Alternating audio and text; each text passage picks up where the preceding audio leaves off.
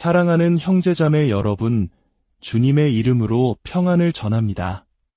오늘 우리가 함께 나눌 이야기에 앞서 이 말씀이 여러분의 마음에 하나님의 은혜로 다가온다면 좋아요와 구독을 통해 이 복된 소식을 더 널리 퍼뜨리는 일에 동참해 주시길 부탁드립니다. 여러분의 작은 손길이 빛을 전하는 귀한 도구가 될 것입니다. 이 말씀을 듣는 모든 순간에 하나님의 크신 축복이 함께 하시기를 기도합니다.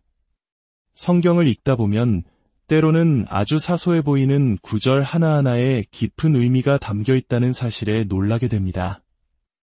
특히 사도 요한이 기록한 글들은 더욱 그러합니다. 요한은 다른 복음서 저자들은 굳이 기록하지 않았던 세세한 장면들까지 놓치지 않고 기록했을까요? 그 이유는 바로 요한이 당시 초대교회를 뒤흔들던 거대한 영적 전쟁의 최전선에 서 있었기 때문입니다. 그의 펜은 곧 진리를 수호하는 검이었습니다. 요한의 마음을 항상 무겁게 짓누르던 적은 바로 영지주의라는 이단 사상이었습니다. 영지주의자들은 아주 교묘한 논리를 펼쳤습니다. 그들은 영적인 것은 선하고 물질적인 것, 즉 육체는 악하다고 주장했습니다.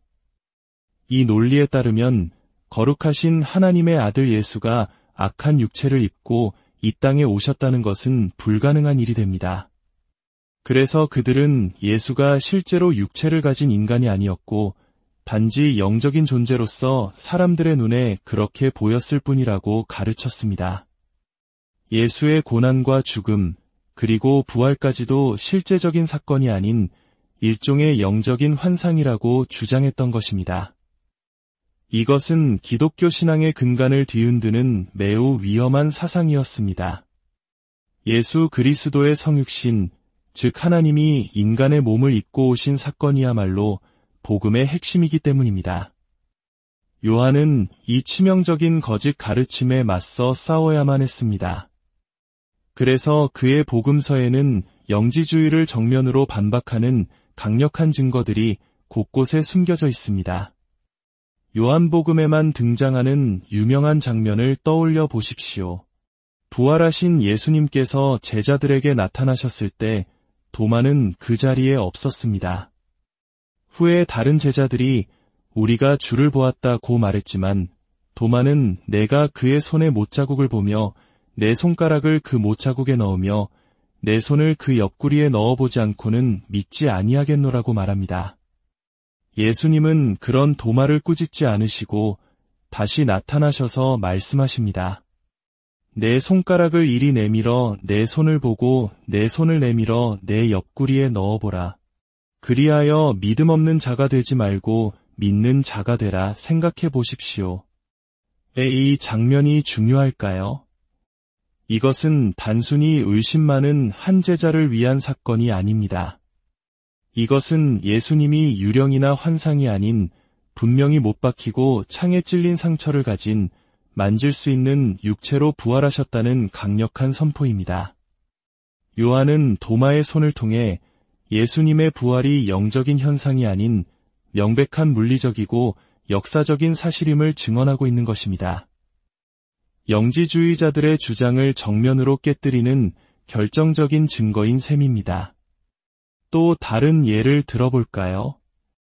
요한복음 21장에는 부활하신 예수님께서 디베랴 호숫가에서 제자들을 위해 숯불의 생선을 구워 아침 식사를 준비하시는 장면이 나옵니다. 그리고 제자들과 함께 그 생선을 드십니다. 이 장면 역시 얼핏 보면 정겹고 평범한 이야기처럼 보입니다. 하지만 그 안에는 요한의 치밀한 신학적 의도가 담겨 있습니다. 영지주의자들의 주장대로 예수가 육체가 없는 영적 존재라면 과연 음식을 드실 수 있었을까요? 영은 배고픔을 느끼지도 음식을 섭취하지도 않습니다. 예수님께서 제자들 앞에서 직접 구운 생선을 드시는 이 장면은 그가 우리와 똑같이 먹고 마시는 완전한 육체를 가진 존재로 부활하셨음을 보여주는 또 하나의 생생한 증거입니다. 요한은 예수께서 식사하셨다는 이 간단한 사실을 기록함으로써 예수는 육체가 아니었다는 영지주의의 핵심 교리를 완벽하게 무너뜨리고 있습니다. 이처럼 요한에게 있어 복음을 선포하는 것은 단순히 좋은 소식을 전하는 것을 넘어 예수 그리스도가 누구이신지에 대한 진리를 변호하고 선포하는 치열한 싸움이었습니다. 그는 요한일서에서 더욱 분명하게 말합니다. 생명이 나타내신 바 된지라 이 영원한 생명을 우리가 보았고 증언하여 너희에게 전하노니 이는 아버지와 함께 계시다가 우리에게 나타내신 바 된 이시니라. 우리가 보고 들은 바를 너희에게도 전함은 너희로 우리와 사귐이 있게 하려 함이니 우리의 사귐은 아버지와 그의 아들 예수 그리스도와 더불어 누림이라. 여기서 사귐, 즉 교제라는 단어에 주목해야 합니다. 요한은 왜 굳이 우리가 보고 들은 바를 전해야만 상대방이 우리와 사귐을 가질 수 있다고 말하는 것일까요? 이미 사귀고 있다면 무언가를 선포할 필요가 없지 않습니까? 바로 여기에 복음의 배타성, 그리고 진정한 연합의 비밀이 담겨 있습니다. 이는 모든 사람이 결국에는 구원받을 것이라고 믿는 만인 구원설과 같은 사상을 정면으로 반박합니다. 요한은 분명히 선을 긋고 있습니다. 올바른 복음, 즉 예수 그리스도께서 육체로 오셨고 우리 죄를 위해 죽으셨으며 육체로 부활하셨다는 진리를 믿고 고백하지 않는 사람과는 영적인 사귐, 진정한 교제를 나눌 수 없다는 것입니다. 어떤 사람들은 말합니다. 교리는 사람을 나눈다. 중요한 것은 사랑이다. 하지만 요한의 관점에서 보면 이것은 진실의 절반만을 이야기하는 것입니다. 오히려 진정한 연합은 올바른 교리, 즉 올바른 복음 위에서만 가능합니다.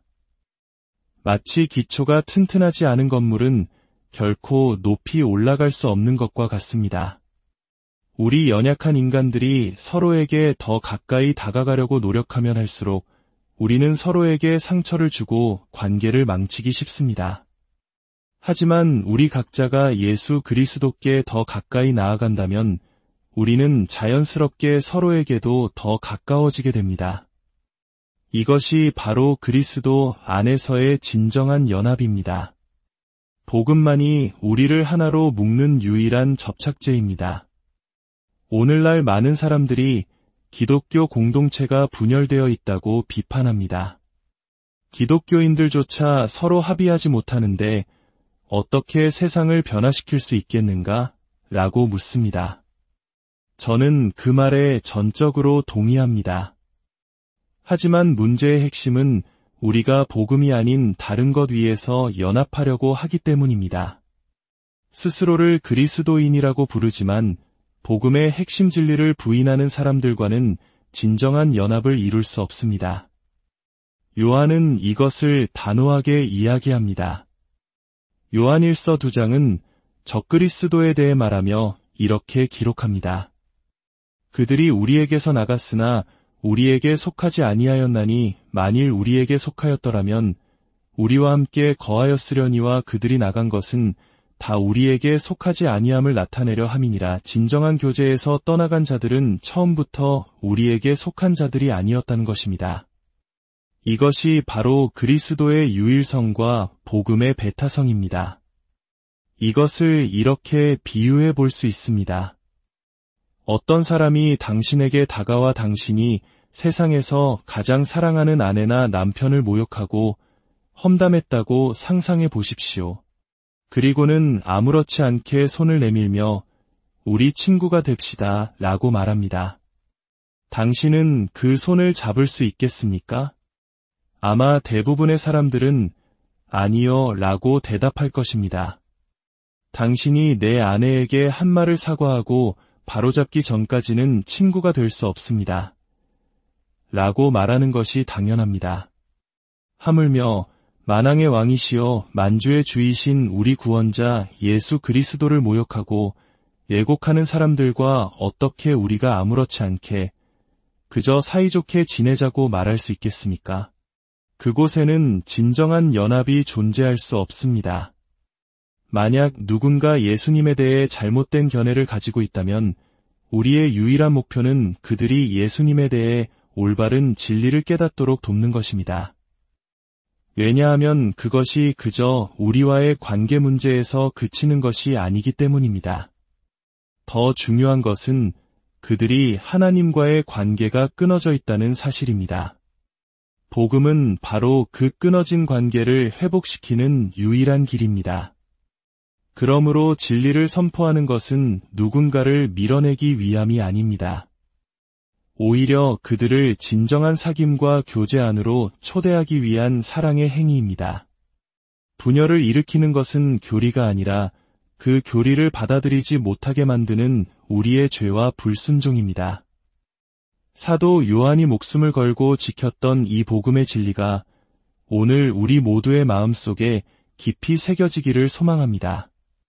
우리가 타협할 수 없는 진리 위에 굳건히 서서 먼저 하나님과 깊은 교제를 누리고 그 안에서 형제자매들과 진정한 연합을 이루어 가게 되기를 바랍니다. 주 예수 그리스도의 은혜와 평강이 이 말씀을 듣는 모든 분들 위해 영원히 함께 하시기를 간절히 기도합니다.